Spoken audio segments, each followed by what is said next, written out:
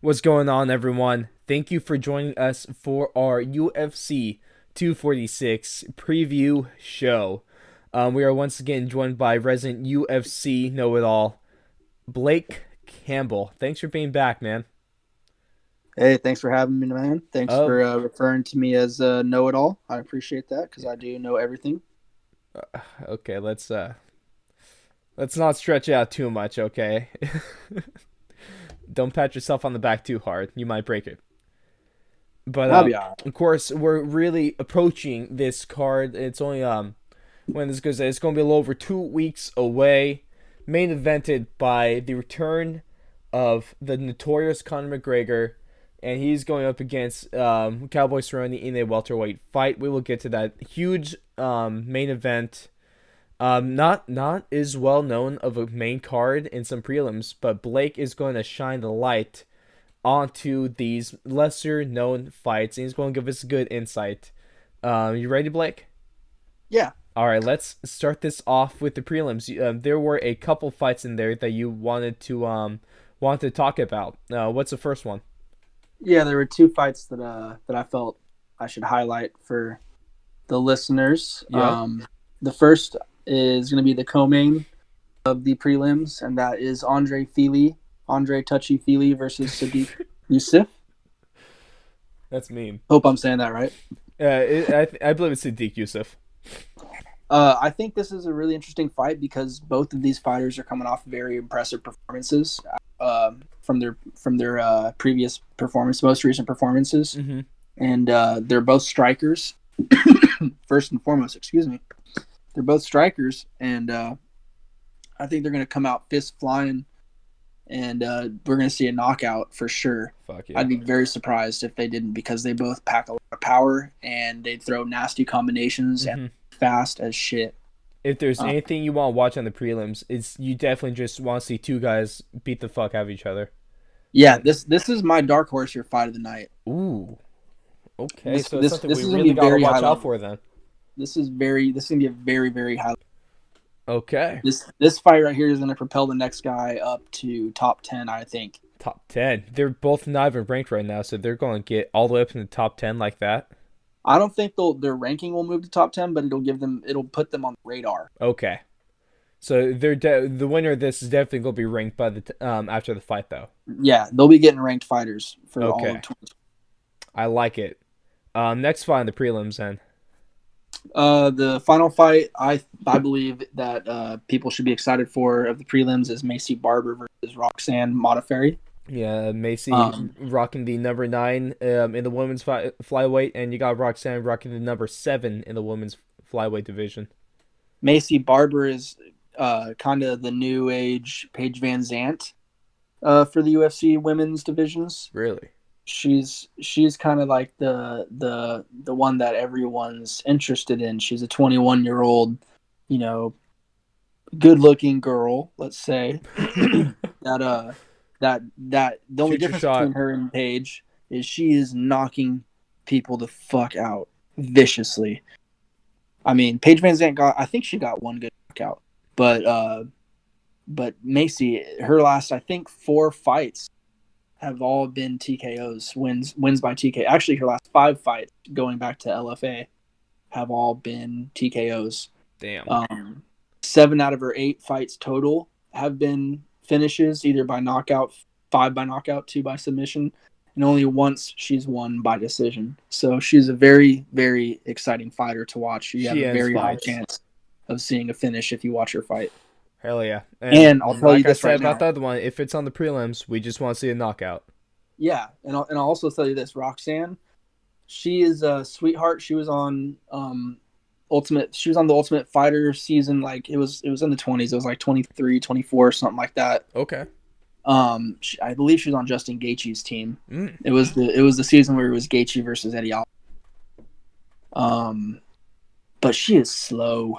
She Oh. is very slow, and Macy is fast, and she is unforgiving, and she is vicious. And when she smells blood in the water, she goes full throttle, and she goes finishing mode. So I expect 100% of a vicious finish for Macy Well, Barber. damn dog, you got me really excited for this fight. I didn't even really know who they were before we started recording. Sweet Hey, I'm shit. telling you, that's going to be a good one. Macy Barber and Andre Fili. I'm pulling for. All right, I'm ready for that. Let's Oh, move on to also yeah, Andre Fili. Another thing I want to shout out for Fili. yeah. Something that makes him cool is he does hardcore music. Oh, He has a band called Born Breach. They're based out of Sacramento here. oh, Obviously, he okay, fights local with guy. he fights with Team Alpha Male under Uriah. Okay, But yeah, I he love actually it. just had I his love he it. had his first show the other day at a local venue in downtown Sacramento, and so I think it's dope that we see a UFC fighter. You know, when we see them kind of try out their other avenues of what they're interested in. You know, Hey, that's whatever just it being may be, versatile right there. That's talent. right? Yeah, I yeah. respect that. He's got shit out on Spotify. Oh Shit. So shit. shout out Born Breach. Bet. Okay.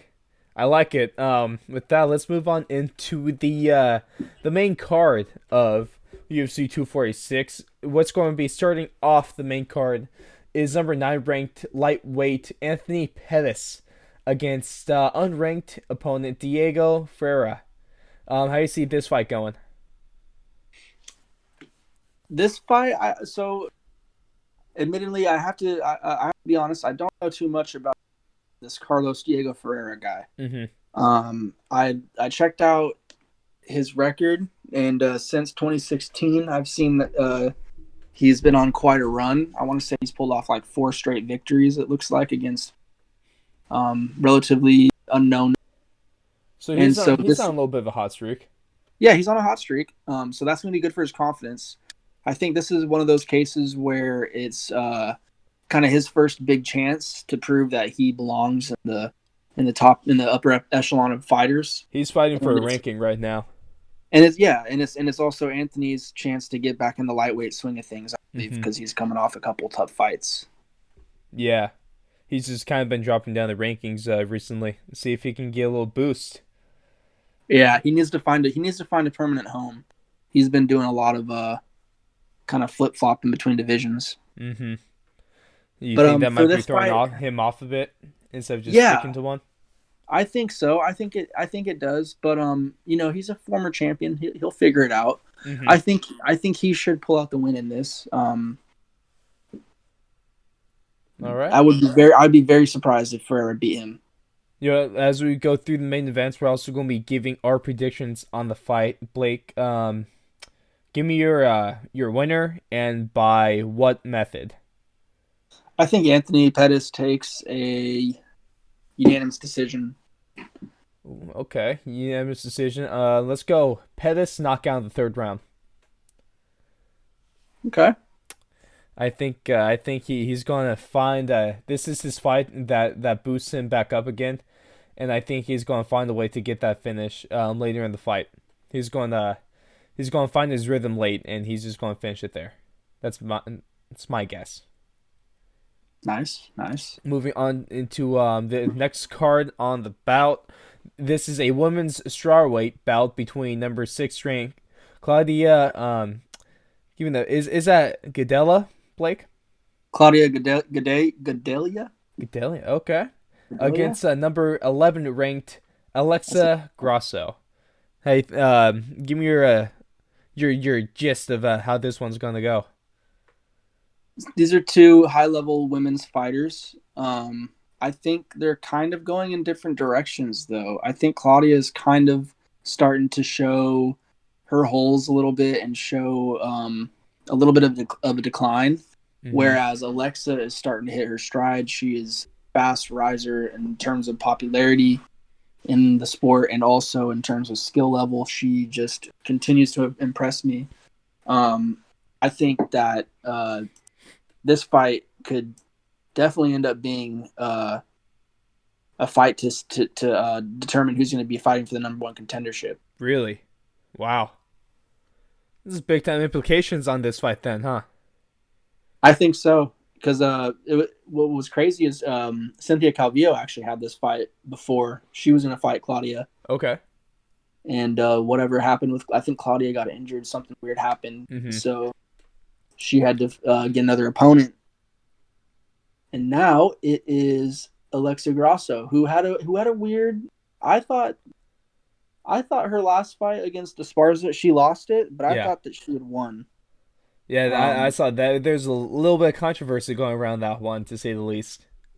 yeah, and I mean, really, her only other loss was against Tatiana Suarez, who is a beast. Those are two. You can't be mad about those two losses, to be honest. Both of those are Yeah, high level women's fighters, and she and shouldn't then even lost to one. It shouldn't even have lost to one of them.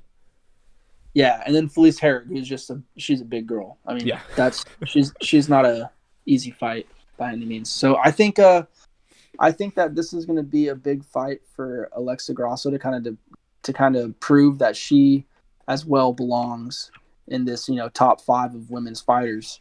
If she can beat Claudia, Hmm.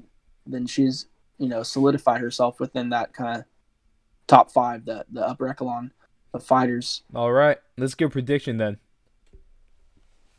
Man, prediction. I'm gonna say unfortunately another unanimous decision. Alexa Grasso. You know what? I was just about to say the same thing, but not unanimous. But it's going to go to a split decision. Alexa Grasso taking the dub. It's going to be a close one. They're each going to. She's going to win a couple rounds. Claudia's going to win one, but I don't think the judges are going to see it all the same. Third, third fight on the card. This is going to be a heavyweight bout between unranked Maurice Green against number 12 ranked Aleksei Olenek. Olenek? Yeah, looks Russian Yeah, enough.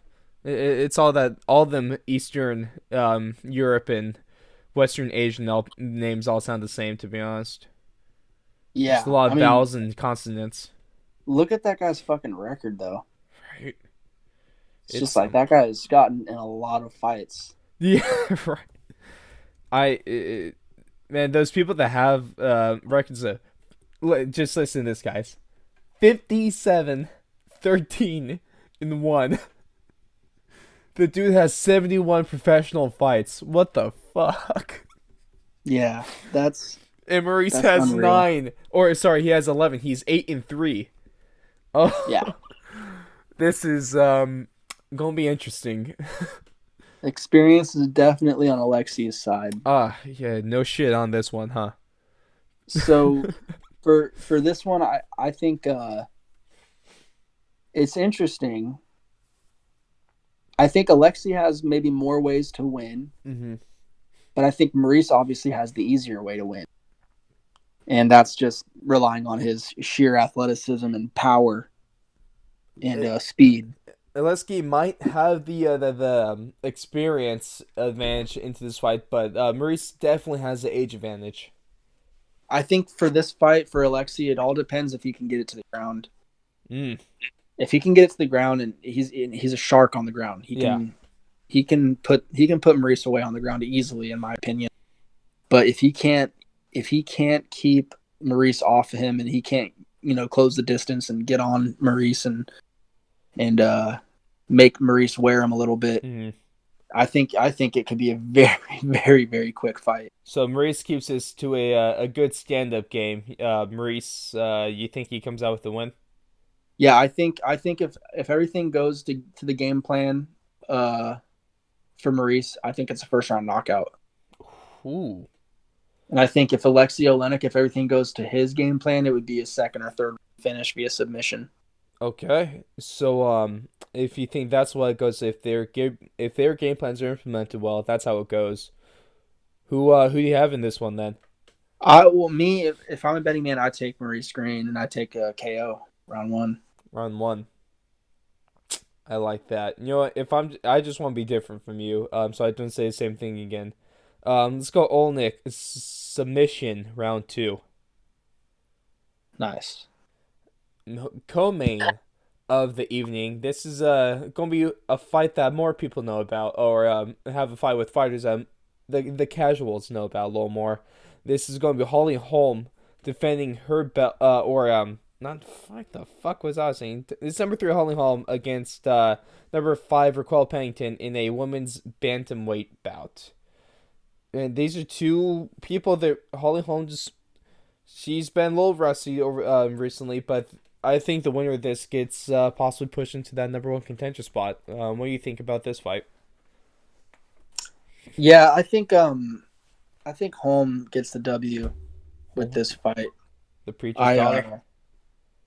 yeah, it sucks because it's pretty shallow in bantamweight and pretty much all the women's divisions right now. You It's pretty have those shallow. those few at the top, and then besides that, they're Like all. strawweight's probably the most interesting division by far. Mm-hmm. I agree. But I just but love watching bantamweight, the it's the like queen so of the strawweight recycled. division in Joanna Jędrzejczyk. Yeah, like I was so excited for Aspen Ladd, man. I really wanted her to be another She face in that did redeem bantamweight division. herself in her last fight at least. Yeah, Um, that she when she took that knockout it was in Sacramento when Uriah Faber made his return. Was that against Jordan de Randamine? she got the fuck knocked out of her that night. Yeah, it was brutal in one of the early rounds. She also just looked like hammered shit at that weigh-in. She looked bad. Yeah, she looked horrible. She looked a lot better in her last fight though, so good for her. I want to see her Yeah, succeed. yeah, definitely. But But yeah, going so back to the Holm Pennington fight, it's a little shallow. You think Holm just has she's just straight up a better fighter than yeah, Raquel. I think Raquel just hasn't fought really the level of opponents consistently that Holly Holm has, Mm-hmm. and she's gotten beaten in a fashion that Holly Holm has yet to get beaten in. I feel that one. So we're going with Holly Holm. Um, head kick knockout in the second round. I'm thinking that Holm takes her to a decision. Oh, that's boring. But it's also likely what's going to happen. You know, see, to me, Holly Holm used to her best Well, knockout of her career there's a was against chance Ronda. she could TKO her in the third. I could see her Okay. TKO because but Pennington, to her credit, Mm-hmm. is very tough. Especially I remember against Amanda Nunes in her title fight. I was like, Jesus Christ, they're gonna send her back out there after like I think it was the second or third round. She She was was getting getting her shit pounded. kicked in, but she could take a punch. Yeah, so That's for she's a damn sure. savage. She's a savage. But I just really Hey, much wasn't respect to Raquel impressed. Pennington. Yeah, I just really wasn't impressed in her last outing. And Holly Holm, you can still see like there's glimpses of why she was a champion, why Mm-hmm. she, struck lightning that one night against Against Ronda. um, Ronda. And then I think didn't she win the title again against Misha Tate or someone else too? Yeah. Ronda, that was definitely the best fight of her career, or at least the biggest. Yeah, That fight was still insane. But Holly Holm, I'm going Holly Holm head kick, second round. And you think it makes goes the distance. yep, I think I'm fine with that. Man, I honestly let's move on to the main event. This is something that I really couldn't give a shit about the rest of the card. If I'm being quite honest, it might sound casual of me to say, but I am so intrigued by this welterweight bout between Conor McGregor and Cowboy Cerrone.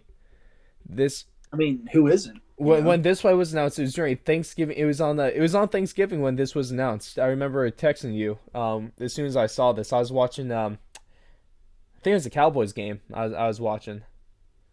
But this was huge, and I was shocked to see it end up at the welterweight weight class. I thought this was still going to be at lightweight, but I think this might be to Khan's detriment that it goes welterweight.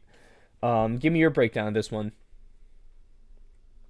Yeah, I've been seeing people go a lot of different directions with this fight, and for Connor, it's very close to his walking around weight. Mm-hmm. He's not gonna be cutting any weight for this fight. He'll probably weigh in under the 171-pound limit. That's what a lot of the top analysts are predicting. Probably somewhere around 164, like he came in for that second fight against Nate. Okay. So to that point, yes, he's gonna be lighter than Cowboy most likely, but I don't think that's gonna be a huge detriment. just because Cowboy's not an overly massive guy. No, I mean Cowboy definitely is gonna have the size advantage, but he's not like Yeah, a big guy. he's 6'1" and he's bigger because Connor's probably all of 5'8", maybe Mm-hmm. 5'9" most. He's around your height, buddy. But he's got lanky ass limbs. Yeah, he What's does. crazy is he's actually got 1 inch reach advantage on Cowboy. That's crazy. He's got a 74-inch reach compared to 73 for Cerrone. Wow. Damn, Cowboy, Um, grow your arms out a little bit, man. right? Like, come on, Dude, T-Rex boy. T-Rex boy, just like hop on the bull or whatever the shit he ends up doing. Just get them stretched out a little bit. Um, Chael Sonnen, I was listening to his breakdown of this fight. I totally agree. I know it was on his what Bad Guy podcast, right? This one. Yeah, I what he was agreed saying with is, with almost 100% of things he said. What he said was exactly what I was thinking, and I felt so justified in thinking that way. It was great. But Chael had a really, really good take on this fight. yeah, he was basically saying that Cowboy might have tools in the shed to pull out a victory, and that's all fine and well. Like, yes, Cowboy has won submissions, he has won multiple decisions. Mm-hmm. He has knocked people out, TKO'd, KOs, head kicks, body kicks, whatever. But he's also been beaten a fuck of a lot of times too. Mm-hmm. You got to remember that. Like, he is definitely beatable. He is definitely one of those fighters where he shows up and he is either on or he is off. He is not a perfect fighter by any means. So I think that's going to be interesting. It's another thing that's interesting to me for this fight is it seems like it's like, yeah, it's being promoted, but it's not. It doesn't seem like it's that big of a deal still, and it's Really? 2 weeks away. I've been Yeah, I seeing mean, all if the we're ads because on ESPN for this fight. Nothing well, there's about Donald tons really. of It's all ads. well, this fight isn't about Donald No, fighting Connor. It's all about the return of the notorious one.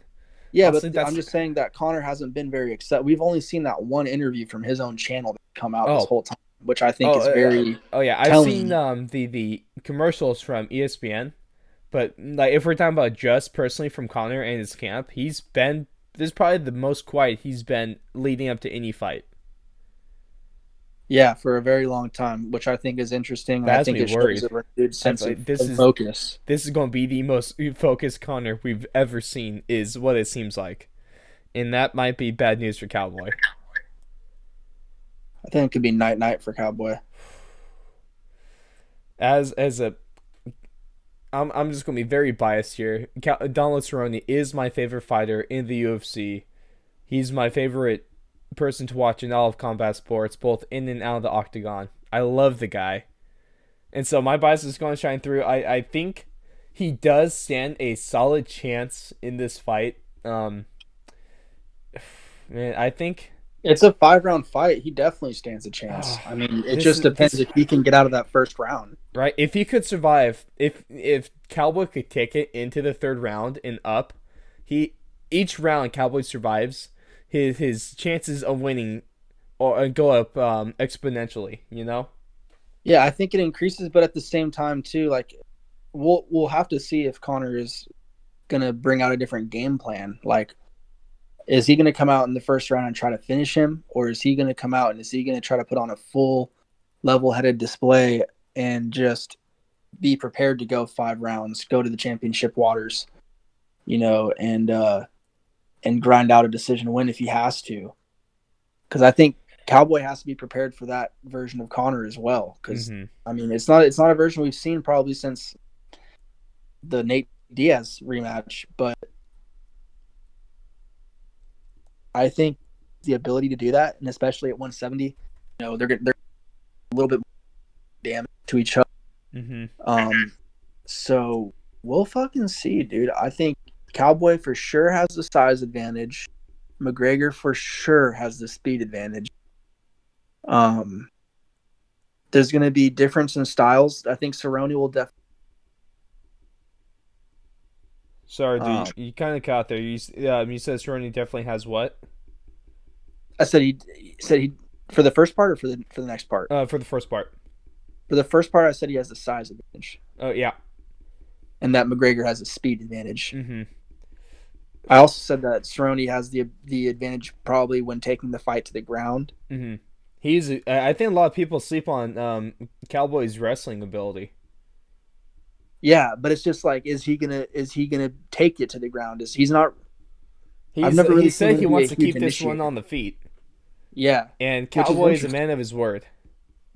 Yeah, he's a prideful man too, so you know he's not bullshitting. No, when Donald says he's going to do something, he fucking does that. You know. I think it's going to be very, very interesting. It's really going to be.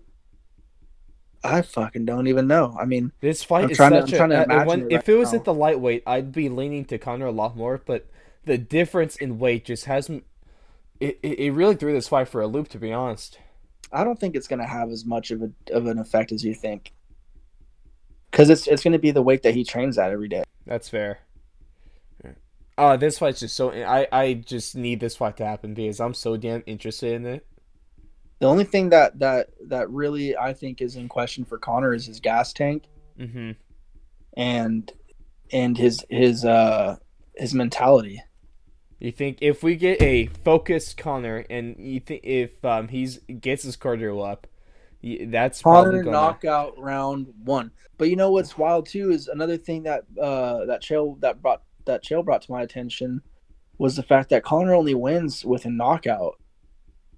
He pretty much only wins with his left hand Mm-hmm. knocking people down. That counter punch. He really hasn't won in too many other fashions. The, So it's like if Connor wins, and that's what Cowboys coach came out and said, it's like we only have to look out for that left hand. Like that's his only chance of beating us. But we'll fucking see. I want to see a really good fight. I want to see Connor take this serious and come back. And if he wins, a lot of shit gets interesting again. And if Cowboy wins, like that's if Cowboy wins, he might damn near retire Conor McGregor.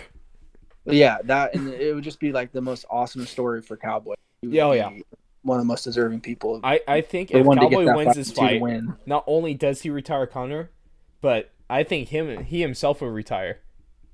Well, yeah, that cements his status as like legend of the sport Yes, but if Conor because wins he's this, for sure unfortunately, an Dana's underdog. already said that he's going to try to give him the Khabib rematch, which makes no sense at all. Yeah, it But does. it's there for money. Why doesn't That's it the only make thing sense? that makes sense. Why does that upset you?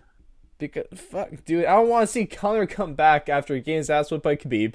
I want to see him beat Cowboy. No offense to Cowboy, but he's not in his prime, and I don't think he deserves a Habib's gonna title fight fight Tony. after one win in the welterweight division. Habib's gonna fight Tony.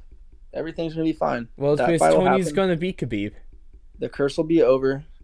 Dude, I'm knocking on Habib all the most wood likely right will now. You beat can Tony. hope you hear that. I am knocking on wood because this fight, that Tony and Khabib fight, has to happen. Please knock on wood, Blake, for the sake of UFC fans around the Yeah, world. it'll happen. That fight's happening. It has to. And I'd then like to see Conor the versus rematch with Tony. McGregor has to fight. The rematch with McGregor has to happen too. That that's just a fact. There's too much boiling over in that to not tap into that well again. There's so much money riding on this McGregor and Cerrone fight for Dana. There's so much money. Dana needs Conor to win this fight. What my dream would be for Connor to beat Cerrone. And what's crazy is Connor actually laid this scenario out in his most recent interview. Okay. But my dream for him would be to beat Cerrone, and then after beating Cerrone, take on Gaethje for a number one contender fight at lightweight, Mm-hmm. 155, and make that like the co-main. If he could, make it the co-main of whatever the fuck the event is for Habib and Tony. If Yeah, that's that too one's soon, in. that's in April, if I'm not Is that mistaken. 247? I can't. I don't know off the top of my head. I No, just I know think it's in April. that's 49. I believe. Is that 49? Let me do some research. Yep, that's 249. Is that Khabib and Tony Ferguson fight? Yeah, so I'd like to see him either get on that card and fight Gaethje next, or like a card very close to it Oh, that'd be afterwards. fucking awesome to see If that. that's if that's too soon of a turnaround, which I don't think it would be really. It'd be It's pretty. I mean, 4 months rest almost. Yeah, that's enough Three, time four for months a camp. rest. Yeah. And like almost like a few weeks break. Exactly. And then it That's keeps him definitely fresh. And then doable. I'd also like to see him after that Gaethje fight. If he beats Gaethje, then he could fight, Habib coming again in the fall. Hmm. Man, there's a That would be lot of perfect. shit that could happen depending on which way this fight goes. That's why I'm so excited about it. This, whoever wins this fight has a If chance to change Cowboy the wins, landscape of the that of the if UFC as Cowboy we wins, know it's it. kind of a dead end. That's the thing that sucks for the UFC. Yeah. If Cowboy wins, like that's cool for him. It's a dope story. Like yay for him.